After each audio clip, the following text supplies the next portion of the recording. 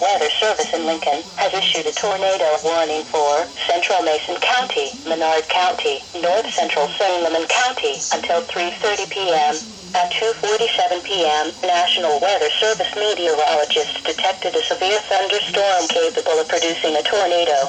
This dangerous storm was located near Athens, or 10 miles north of Springfield, and moving north at 35 miles an hour. Locations impacted include Mason City, Athens, Petersburg, Greenview, Easton, San Jose, Fancy Prairie, Lincoln, New Salem, Sweetwater, and Poplar City. This includes Interstate 55 between mile markers 101 and 105.